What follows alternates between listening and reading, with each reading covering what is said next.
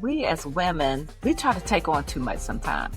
And we have to know when to say, I need to delegate this to other people, or just when to say, no, I cannot do this. Because that also is part of our self-care. Episode 161. Welcome, new and old listeners. This is your host, SandyB, and I invite you to enjoy this episode. Another episode of our Women of Influence series. And today I'm excited because I get to talk with Sharon Harrell. How are you doing today, Sharon? I'm doing great. Thank you so much. So before we get started, I would like for you to share a little bit with the audience about yourself and what you do, and then I'll go into my specific questions. Okay. Well, I'm a native Washingtonian. I'm born and raised in Washington, D.C., so proud of that. I am a Yes. mom of 7, and I Oh, have my wow. grandmother and a great-grandmother, as well as I have over 30 years of federal service, a proud federal employee, and I have my own business where I do coaching and mentoring, specifically in the areas of making sure people understand what their finances are with retirement, helping people deal with transition. Um, I'm a public speaker, so I have a multitude of things that go on in my life. I like to stay busy and I like to help people, servant leader. I love that. So let's talk about your experience. I know based on what you shared with me, you have over 30 years of experience in federal government and service. And so your expertise, like you said, in transition and retirement coaching, what are some of the most common mindset barriers people face when navigating life and career transitions that you've experienced? That's a great question. And so a lot of times people don't feel that they have what is needed. I'm going to use what's going on right now, for example. You have Yeah. people in the federal space who've been in the federal space for as long as I have, between 10 and 20 years sometimes. And they don't know how to take those skills and how to, pivot so they can go Yeah. into the private sector. Also, the mindset is I've been doing this so long. What am I do? And that happens with any type of transition.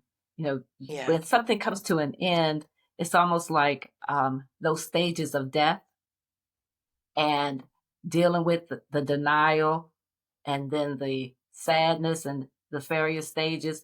And then they deal with what's going on in the middle, like things came to an end. And I'm kind of trying to figure out, like, where am I in this, what's called messy middle part? But then there's that new beginning, trying to, saying, okay, I've decided what I'm going to do. Now that I take that leap and start doing it. And so helping a person at each one of those stages, how to deal with what's going on in their life, whether it's career, whether it's going, moving from one place to another, or going through a divorce, whatever that transition might be. I'm here to help them to navigate through that and partner with them through that journey. Oh, I'm sure it is very interesting to experience those transitions with someone. And, with the current state of what we're dealing with now, with all of the people being laid off from federal jobs, I'm sure that is a challenging thing to go through and transition through. Talk to me a little bit about how you actually help them overcome these challenges. Well, first of all, um, they come with, what their goals are. And their goal Okay. could be, overcoming challenges, um, determining what type of skills they might have, how to deal with certain situations. And we break those down into smaller goals, into smaller Yeah. topics, but not just about trying to determine what steps they need to take, but what is going on within themselves. What's causing, the hesitation, what's causing the anxiety, what's causing the fear. And we also have to recognize that everybody is not feeling the same way. Some people are glad about what's going on. And so this transition that's going through, they may be excited. It's like Okay. this is an opportunity for me to be more my authentic self. So how do I show up in this space as who I always wanted to be? And those are the things that we talk through session by session to give them the skills that they need. And those skills are really within themselves. You know, as Yes. coaches, we know that our clients are resourceful. They have everything that they need within them. And our responsibility as a coach is to just say, hey, you know, I'm here to just talk to you and be a safe space for them to determine, you know, what it is. And that's what I do in every session with all my clients. I love that. So I see that you are a certified emotional intelligence practitioner. And I Mhm. think that ties right into what we're talking about. So, how do you believe emotional intelligence plays a role in effective leadership and career growth? Wow, that is a phenomenal question. And what I have found out is that leaders don't want to be transparent. They don't Mm, want to be seen as vulnerable. And it's not being seen as vulnerable, it's being seen as authentic. yeah. Leaders being able to share, hey, I'm going through this struggle too. I'm excited about the change. Whatever it is, being able to be authentic in that place, but also being able to understand that everyone is different. Yeah. And you have to meet that person where they are to listen to what is really going on. That person that might be complaining could be fearful. That Yes. person that is not coming to work could have some things going on and they're not showing up like they were before because of what's going on emotionally or mentally. And so I always believe in self care. And that self care Yes. starts with others also recognizing that someone needs self care. So being a leader means that you, as a leader, we as leaders have to be able to share because when we don't share what's truly going on within ourselves, then those that Hmm. we're leading feel like they have no compassion. They, you know, they don't understand what I'm going through. When in actuality, they just don't want to seem weak. Yeah. But Yeah. we all are vulnerable. Yes. So, along those lines, because a lot of women that don't necessarily have those leadership skills are now being put in those leadership responsibilities in those roles without the experience that one would be used to long time ago. Nowadays it's like, okay, people are leaving, there's so much transition. So what things would you encourage someone who is newly in a leadership role and feeling, as if that imposter syndrome or that concern as to say, I just got here, now I'm being pushed to do this. So, what type of things or guide would you give them on that journey? Well, what I would say first is to find a mentor. Find Yes. someone that you admire Hmm. the way that they show up. Find that person and then um, sit down and talk with that person.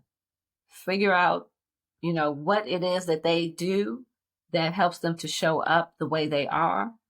Hmm. And, you know, don't take everything because everything isn't for everybody. And I learned Yeah. that from watching my mentor, and I had to learn what was for me. In addition, have a coach because they are two different things. Yes, Have they are. someone to make sure that you are staying within yourself to be your authentic self. Hmm. And those are the things that we really need. In addition, surround yourself with a support group Yes. because we are not in this alone. And be able to have that group to just say, hey, listen, this is not a good day. I need to Yeah. vent to my friends. I need to tell you what happened. Or let me tell you the great stuff, things that just happened to me. I just was able to do XYZ and I'm so excited. Let's go out and celebrate. those are the things that I would recommend. I love that because it's so important to remember that you're not alone. You Hmm. know, I a lot of times we find ourselves on a pity party because we haven't even allowed ourselves to get outside and talk with other people. So I love that. That is really good advice. So let's talk about lessons from coaching and training that you've learned. Hmm. You've worked with individuals at various stages of their careers, from employees planning for retirement to professionals seeking growth. What is one transformational coaching experience or success story that stands out to you that other women can learn from that you would be willing to share with us? Oh, I'm glad you asked that question. I just had one of my former clients to share with me her testimonial, Yeah. and it just brought me joy when I read it. So, when she started seeing me, she was at a place where her confidence was low. She didn't like the position that she was in with her job, and there were so many negative things in her mind that she was going through. She knew where she wanted to go. She knew the position, the type of position she wanted to be in as far as her career was concerned. And so we started with where she was, started with building that confidence in her, started to identify the things that she was doing in her current position that could transfer to a whole different position. The new position she wanted to go into was completely out of what she was doing. She wanted to Okay. go from like a property manager into the HR field. Two Okay. complete opposite things. But we saw what she was doing, and she used those skills. She put herself in places and positions, talked to people where she could gain knowledge and glean from. And she was in a leadership development program as well, which helped her to build herself up, that she ended up getting into the HR field where she's Right. thriving and being Awesome. put in places that she never thought before. And so I just, I'm so glad that I was able to be with her along that journey. She still reaches out to me. Anytime she introduces me, she always says, "This was my coach who helps Love me it. to do that." Yes, yes. See, that's the thing about coaching. To be able to walk that journey with someone and to see them grow into what they know, what you know based on what they shared with you, they were Yeah. capable of doing, but you talked about it, the confidence, right? It's like Hmm. helping to build that muscle of confidence so Yeah. they can actually achieve the goal they desire. So thank you so much for sharing that story because I think it's so important that we have the opportunity to hear about someone that may be in a similar situation like us, feeling as if they wanted change but didn't quite know how to go about getting it. Yeah. But having a coach to help them on that journey to build that confidence, to encourage them, to work with them, to see the potential within them. And just like what you said, it's within you, right? But you Yeah. have to know and believe that. Exactly. Exactly. And one thing I will say um, is that we as women, the- we try to take on too much sometimes. And we have to know when to say, I need to delegate this to other people, or just when to say, no, I cannot do Yes. this. And then let it go. Like it'll be taken care of. It'll be all right. And even if it's not all right, you did what was best for you. And Yes. so those are things that we have to keep in mind overall, because that also is part of our self care. That Yes, ma'am. allows us to not have all the pressures, everything on us, and say, yeah, we do need help. A leader, the same thing. Being able to Yes. say, I cannot do everything. I have a team, and my team is going to help us. Think of us as a team, not as I'm a supervisor, I'm the CEO. We're a team, and we're going to Yes. lean on each other's talents and skills in order to achieve our goals. I love that. Thank you so much for bringing that up because that is so important to remember to ask for help, to be able to delegate, and that very precious one word answer no.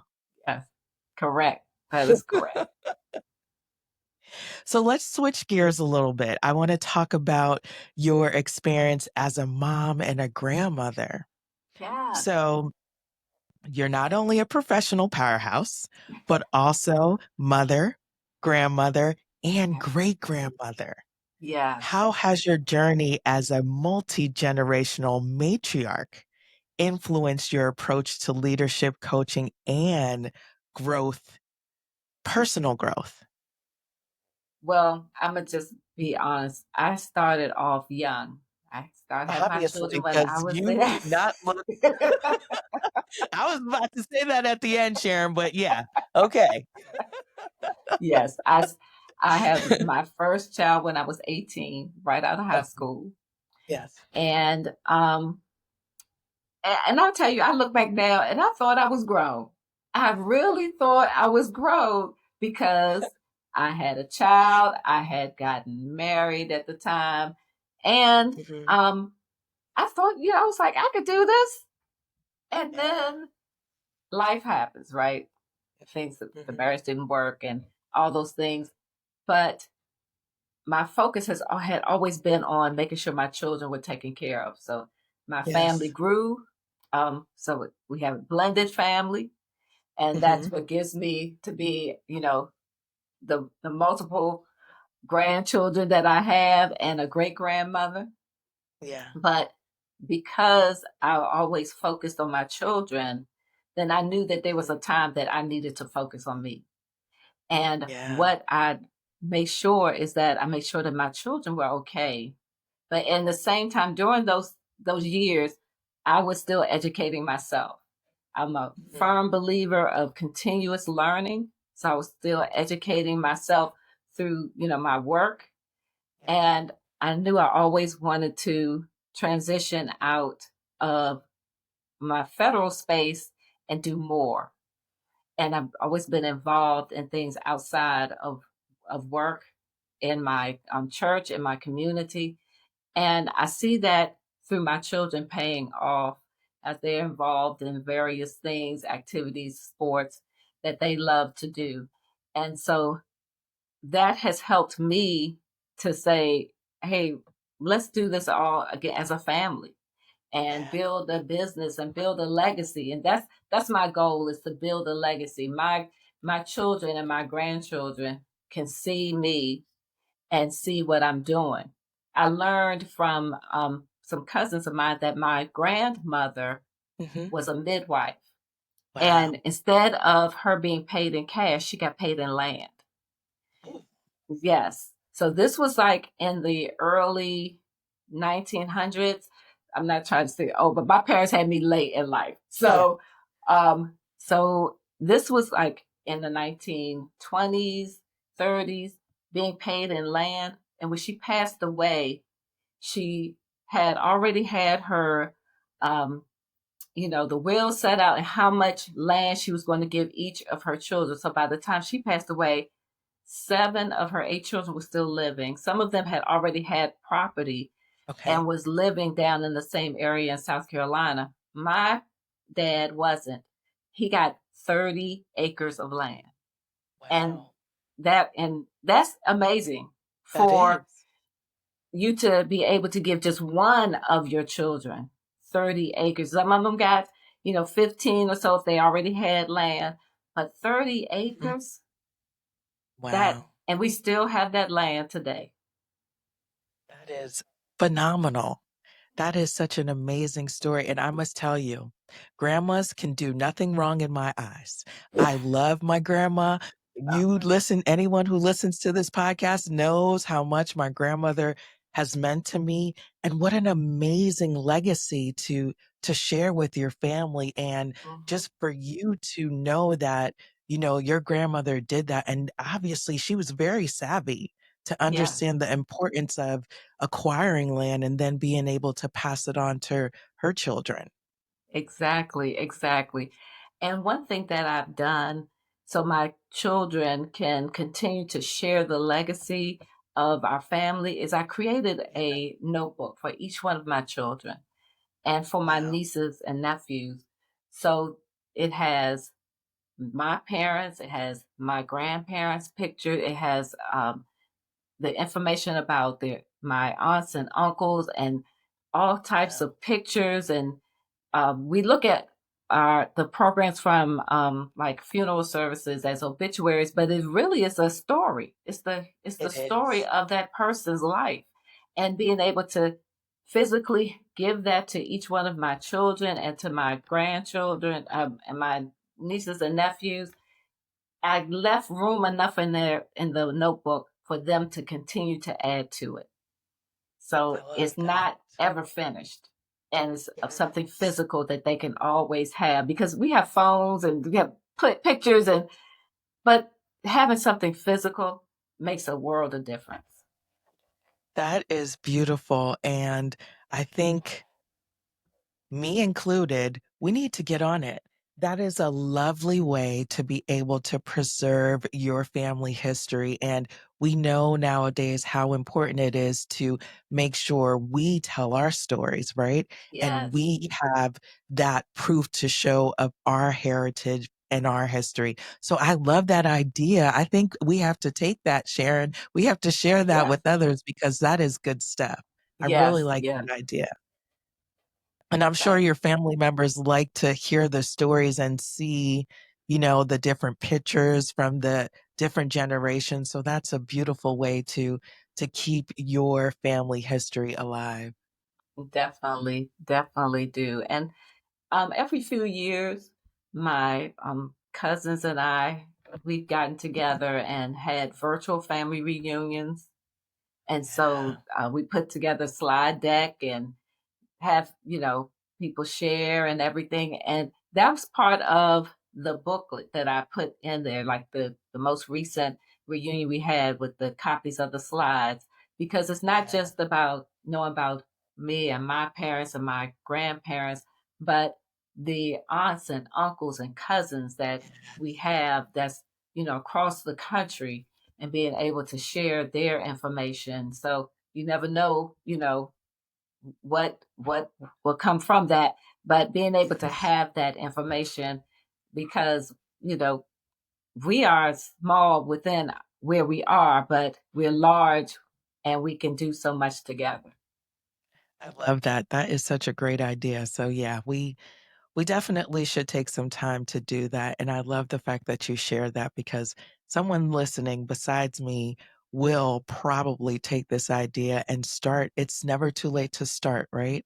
We No. can actually take the action. And that's what I like about this podcast. And that's why I'm so excited about this series because I get to talk to women like you who are not only influencing in the workplace, but also in their families. And I think that is so important nowadays, in my Thank you. opinion. Thank you. So let's change gears a little bit and let's talk about winning with purpose and passion. Mm. So, from your experience as a DISC practitioner and Lego service play facilitator to your work in financial and retirement coaching, you have a unique toolbox for helping others achieve success. So, if you could give one key piece of advice to women seeking to redefine their future and create a fulfilling next chapter, what would it be? It would be determine your passion, and you can do that by what is it that you would do for free Mm. that you love to do. And that's probably your passion and your purpose. And move in that direction. It is amazing. When you start moving in that direction, God opens up so many doors that you would never thought or imagine. Taking that leap of faith and saying, I'm just going to do it. I'm just going to fall where it fall. And you never realize what's in us until we start letting go, just letting the layers just come up. Nobody's perfect and nobody's expecting to be perfect, but just being able to remove those layers of imposter syndrome, of fear, of doubt, of insecurity, a lot of those things that women specifically go through, but yet we're looked at as strong and being able to conquer the world. And within ourselves, we have so much going on. Let's let it go. Just let it go and take it one step at a time. There's a village around you supporting you all the way. You may not always see them there, but they are there. Thank you so much. That was such on-time advice. I am so excited that you are on this episode, on this podcast series, a part of this movement that we have of women influencing each other, helping each other. And I appreciate what you shared today. So thank you so much, Sharon. Thank you again. I truly appreciate you allowing me to be here today. It was a wonderful conversation. Yes.